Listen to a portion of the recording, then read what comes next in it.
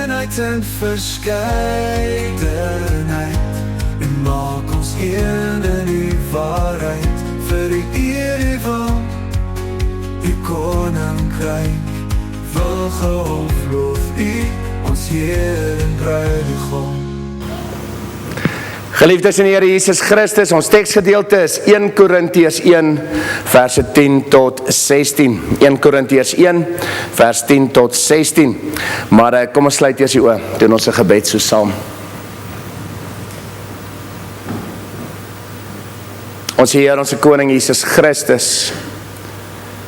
Here, dankie dat ons so versamel kan wees in die Heilige Gees en versamel kan wees rondom die Heilige Skrif. Dankie vir die woord, Here. Dankie vir die beginsels van die skrif, al die leringe, al die wysheid, al die insig. Here, ons wil waarlik vra dat U ons ook sal lei deur die inwerking van die Heilige Gees. Breek vir ons die woord oop, Here. Laat die beginsels wat daar is helder en duidelik ook na vore sal kom. Ons bely ons afhanklikheid, ons bely ons nood en ons dank U vir U hulp en leiding. In Jesus Christus se naam. Amen. Geliefdes, kom ons lees saam 1 Korintiërs 1 vanaf vers 10. Gaan oor oneenigheid in die gemeente van Korinthe.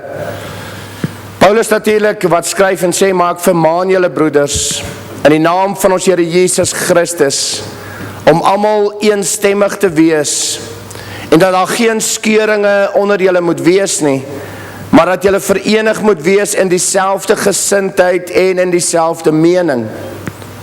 Want dit is aan my deur die huisgenote van Chloe bekend gemaak aangaande julle, my broeders, dat daar twiste onder julle is.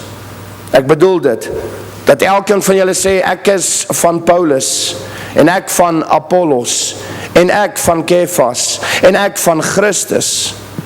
Is Christus verdeel? Is Paulus miskien vir julle gekruisig? Of is julle in die naam van Paulus gedoop? Ek dank God, dat ek niemand van julle gedoop het nie, behalwe Crispus en Gaius, sodat niemand kan sê dat ek in my naam gedoop het nie. Ek het ook nog die huisgesin van Stefanus gedoop. Verder weet ek nie of ek iemand anders gedoop het nie. Tot sover. Ek herhaal vir ons vers 10 se einde, dat daar geen skeuring onder julle moet wees nie, maar dat julle verenig moet wees in dieselfde gesindheid en in dieselfde mening. Tot sover. Geliefdes in die Here Jesus Christus, ja, soos ek voor die tyd gesê het ook, ons het al gekyk hierna, maar ons tema, die uitsondering oor gemeenskap. Die uitsondering oor gemeenskap. Nou, die rede hoekom ek het ook hanteer is, baie mense vra vir my die vraag, kom ons sê byvoorbeeld, daar's mense wat ander mense te nakom, of die heeltyd afbreek, heeltyd sleg sê, heeltyd skade maak vir die persoon, en dan kom persone na my toe en vra, maar Berg, wat nou?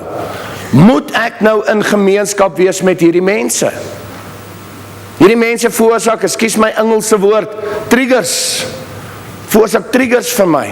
As ek die persoon raakloop, dan is daar net moeilikheid. Moet ek in gemeenskap wees? Mense wat my skade aandoen, mense wat die heeltyd my afbreek en so meer. Moet ek nou?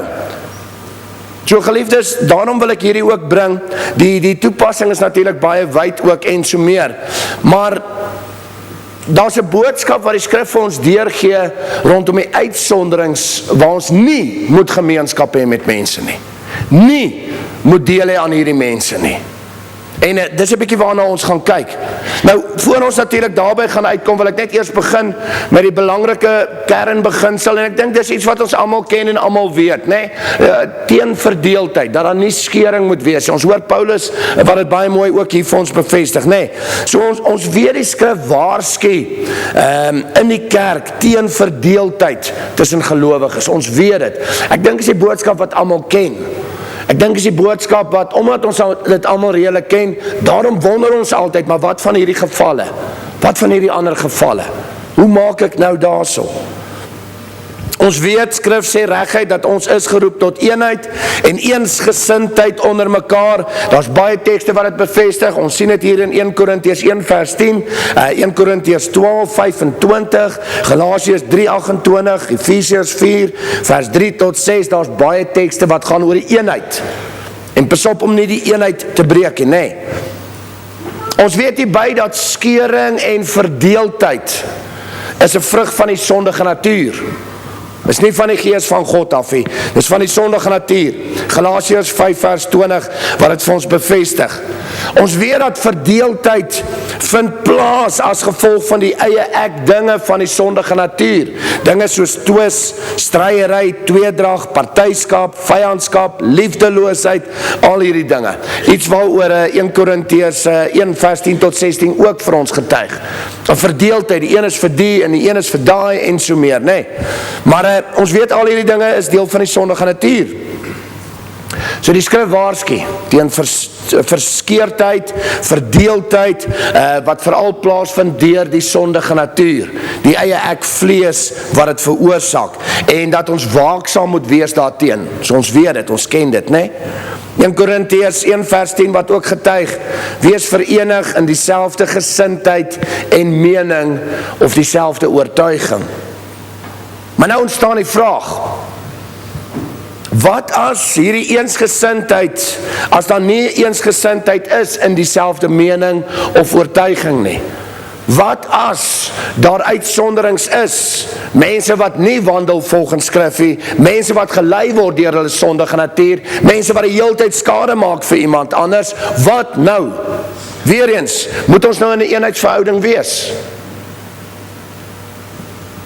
Nou geliefdes, die skrif gee vir ons uitsonderings, waar die skrif sê ons moet nie gemeenskap hê nie. Die skrif gee dit vir ons, dit is daar. Daar's plekke in skrif wat sê ons moet die eenheid as te ware prys gee. Waar 'n skeuring of verdeeldheid nie net toegelaat word nie, maar ook aanbeveel word. Of sal ons dit beter stel om nie gemeenskap te hê met daai mense nie? So ja, die skrif gee dit vir ons, die skrif sê dit vir ons, en dis hierdie tekste wat ek 'n bietjie saam met u vandag wil hanteer. So ons lê baie keer so klem op die eenheid in die kerk, dat ons vergeet van die uitsonderings, wanneer ons nie eenheid of gemeenskap moet hê nie. En daar is uitsonderings. Daar's voorwaardes gekoppel aan ons eenheid en aan die eensgesindheid. Daar's uitsonderings waar ons nie gemeenskap moet hê nie. Nou kom ons gaan 'n bietjie kyk na hierdie beginsels.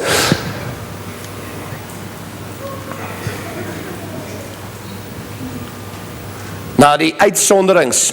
Geliefdes, daar's verskeie tekste in skrif wat vermaan om in sekere omstandighede nie gemeenskap te hê met ander mense nie en ander persoon nie, om jouself te onttrek van hierdie mense selfs. Nie eenheid nie, onttrekking. Weereens wil ek net bevestig, die onttrekking is nie as gevolg van die sondige natuur nie, né? Dis nie soos mense wat verdeeldheid en skeuring wil veroorsaak deur die sondige natuur nie. Nee, hierdie gaan nie oor die sondige natuur nie. Hierdie is dinge gelei deur die gees van God en volgens die skrif van God. So die skrifvoorwaardes. So net om die twee te onderskei. Die een is deur die sondige natuur en die ander een is deur die Heilige Gees en in ooreenstemming met skrif. So wat is hierdie uitsonderings? Nou ek gaan so kyk om die verse ook vir so een vir een te lees, net om vir jou duidelik deur te gee. Ons eerste uitsondering is as persone teen die gesonde leer van die woord gaan. As persone teen die gesonde leer van die woord gaan. Ek gaan vir julle lees Romeine 16 vers 17 tot 18. Paulus weer eens dan sê, en ek vermaan julle broeders, hou hulle in oog wat tweedrag en aanstoot veroorsaak teen die leer wat julle geleer het en vermy hulle. Want sulke mense dien nie ons Here Jesus nie, maar hulle eie buik, die eie ek self. En hulle verlei deur hulle vriendelike en mooi woorde die harte van die eenvoudiges. So daar kry ons dit baie duidelik. En nie gemeenskap met hulle wat teen die leer van die skrif gaan nie, teen die gesonde leer gaan nie. En nie gemeenskap met hulle wat verdeeldheid veroorsaak nie. En nie gemeenskap met hulle wat aanstoot veroorsaak teen die gesonde leer nie. en nie gemeenskap nie. Nou vriende, ek wil weer eens sê, en ons het al baie gepraat daaroor, op perifere, minder belangrike sake kan ons verskil met mekaar op skrifinterpretasie, ons weet dit. Tussen kerke en kerkgroepe en denominasies, ons almal staan op die kernbelangrike beginsel, staan ons vas en ons staan saam. Ons het die eenheid in geloof, die drie eenheid waarin ons staan, Christus, Jesus, Heilige Gees, dis eenheidsbeginsels daai, wat ons nie prys gee nie, nooit nie, né? Maar ons kan verskil op perifere dinge, minder belangrike sake. Ek het al met u gepraat oor dinge soos die doop, sentrale beginsels in doop, en dan perifere sake waaroor ons as kerk altyd beklei en stry met mekaar, né? Baie sulke tipe dinge. So net om dit ook te onderskei. So in die kerndinge kan daar nie verdeeldheid wees nie, maar in die perifere sake kan daar soms verdeeldheid wees. Dit is so, né? Maar belangrik, hulle wat teen die gesonde leer gaan, hulle wat teen die kernbeginsels van skrif gaan, die skrif sê, hê nie gemeenskap met hulle nie. Hierdie persone dien nie die Here nie, maar hulle eie ek begeertes. So ons het Romeine 16, verse 17 tot 18. Ek gaan 'n bietjie verder ingaan. Ons volgende uitsondering op die reël, as persone partyskap wek. En hierdie ene sien jy so baie vriende, hoor. Weereens partyskap deur die sondige natuur. Maar persone wat partyskap wek, nou Romeine 16 het dit ook vir ons gesê, hou hulle in ag wat tweedrag en aanstoot veroorsaak, hou hulle in oog. Nou ek wil vir ons nog die ander teks ook lees, en dis Titus. Titus 3, vers 9 tot 11. Maar vir my dwaase strydvrae en geslagsregisters, en twis en stryery oor die wet, want dit is nutteloos en doelloos. Nou hierso, aan 'n man wat partyskap verwek, moet jy jou onttrek na die eerste en tweede vermaning, wetend dat so iemand op 'n verkeerde pad is en sonde doen en self veroordeeld staan. Mense wat partyskap verwerk, en nie gemeenskap met mense wat met ander woorde daarop uit is om partyskap of verdeeldheid of hierdie tipe dinge te veroorsaak nie. Wees nie in gemeenskap met hulle nie. Mense wat deur twis en stryery verdeeldheid die heeltyd bring. Ons ken die mense. Ons weet al wie hulle. Pas op vir hulle. Hulle is op 'n verkeerde pad volgens die skrif, hulle doen sonde en hulle staan self veroordeeld. So hê nie gemeenskap met mense wat partyskap wek of verdeeldheid veroorsaak nie. Nou vriende, ek gaan so vinnig deur hulle almal hoor, maar net so elkeen 'n gedagte, en daar is ons teksgedeelte ook. Die volgende uitsondering wat ek graag wil noem, of wat skrif vir ons noem, natuurlik is as persone onordelik wandel. As persone onordelik wandel. Nou ek gaan hier vir ons 2 Tessalonisense voorhou. 2 Tessalonisense 3 vers 6 en vers 14 tot 15. Weer Paulus, dan sê hy, ons beveel julle broeders in die naam van ons Here Jesus Christus, dat julle onttrek aan elke broeder wat onordelik wandel en nie volgens die oorlewering wat hy van ons ontvang het nie. En dan gaan ek hierso na vers 14 en 15. En as iemand aan ons woord in hierdie brief nie gehoorsaam is nie, teken die man en hou geen gemeenskap met hom nie, sodat hy skaam kan word. Maar belangrik, beskou hom nie as 'n vyand nie, maar vermaan hom as 'n broeder. So ons het hier nog 'n gedeelte. En nie gemeenskap met mense wat onordelik is nie, met ander woorde mense wat chaos veroorsaak nie. Chaos. Deurdat hulle nie volgens die oorlewering van die apostels, volgens die skrif wandel nie, en dit nie gehoorsaam nie, en daardeur chaos op die einde van die dag veroorsaak. Onthou weer eens, ons God is 'n God van orde. 1 Korintiërs 14 verse 33 wat het vir ons bevestig. So persone wat onordelik wandel, persone wat chaos veroorsaak. En weer eens geliefdes, ons ken hierdie mense. Orals waar hulle gaan, maak hulle chaos. Verdeeldheid, onmin, twis, al hierdie tipe dinge. Skrif is baie duidelik. En nie gemeenskap nie. Niks. Dit bring ons by ons volgende enetjie. Waar die skrif vir ons ook sê dat jy nie gemeenskap moet hê as 'n persoon nie wil verander of bekeer nie. As 'n persoon nie wil verander of bekeer nie. Nou weer eens Titus 3 vers 10 wat ons net al gelees het, sê het mooi, maar ek gaan Christus se woorde self gebruik ook hierso in Matteus 18. Matteus 18 vanaf vers 15 tot 17. Christus sê, en as jou broeder teen jou sondig, gaan bestraf hom tussen jou en hom alleen. As hy na jou luister, dan het jy jou broeder gewen of gewin. Vers 16, maar as hy nie luister nie, neem nog 1 of 2 met jou saam, sodat in die mond van 2 of 3 getuies elke woord kan vasstaan. En as hy na hulle nie luister nie, sê dit aan die gemeente. En as hy na die gemeente ook nie luister nie, laat hom vir jou wees, soos 'n heiden en 'n tollenaar. Christus self, sy eie woorde, hê nie gemeenskap met mense wat na verskeie vermaanings nie wil verander of bekeer van die verkeerde weg af nie. Hê nie gemeenskap nie. Laat so 'n persoon dan wees op die einde soos 'n heiden en 'n tollenaar. Met ander woorde soos 'n sondige ongelowige, as ons dit so kan stel. Nou vriende, weer eens, ek het al in die verlede oor daai teks ook gepreek, daar gee die Here vir ons 'n mooi orde hantering ook, van geskille en probleme en so meer.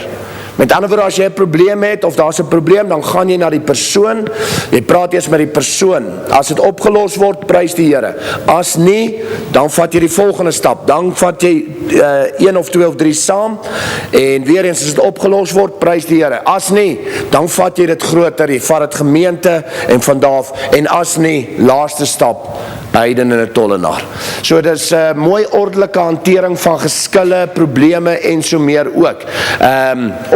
Maar belangrik, wat doen ons baie keer?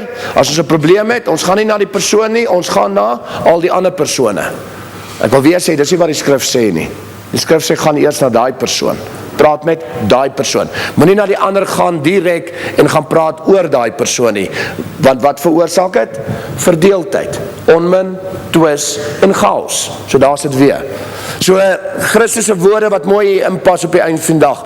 Iemand wat nie wil bekeer nie op die eind van die dag na vermaanings nie, nee. Laaste enetjie wat ek net vandag so wil deurgee vir is in 2 Korintiërs 6. En ek wil hom net graag ook so noem vir vandag.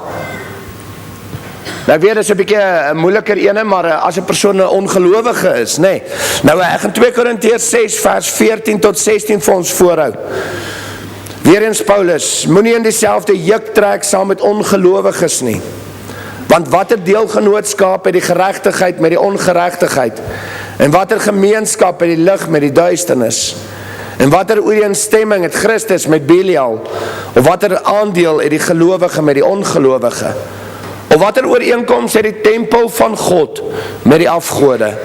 Want julle is die tempel van die lewende God, soos God gespreek het. Ek sal in julle woon en onder julle wandel, en ek sal hulle God wees, en hulle sal vir my 'n volk wees. Hê nie gemeenskap met die ongelowiges nie.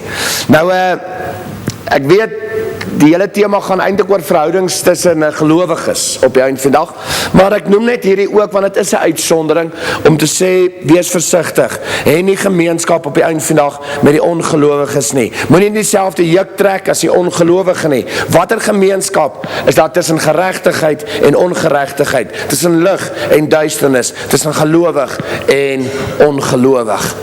Nou, hier wil ek net so vinnig ietsie ook deel. Geliefdes, in ons lewens is dit nodig om te onderskei tussen jou ondersteuningsgroep en jou bedieningsgroep. Mense wat in jou lewe en oor jou lewe kom. Jou ondersteuningsgroep is die mense wat jou ondersteun, wat jou help.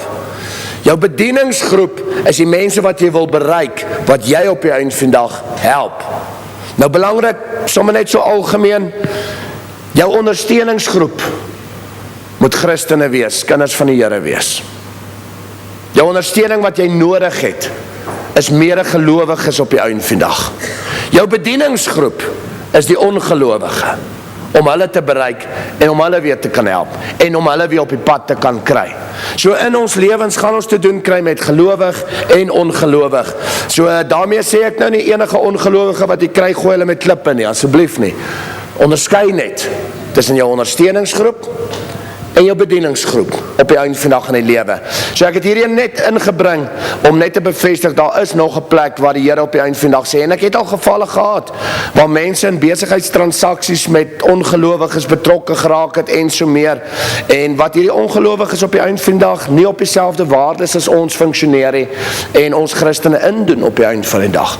En dit is ongelukkig so, ek sê nie dit vir almal nie, maar net om te sê, daar is waarskuwings om te sê, wees versigtig, basies kyk met wie het jy gemeenskap op die einde van die dag. Onderskei jou ondersteuning en jou bedieningsgroep op die einde van die dag van mekaar.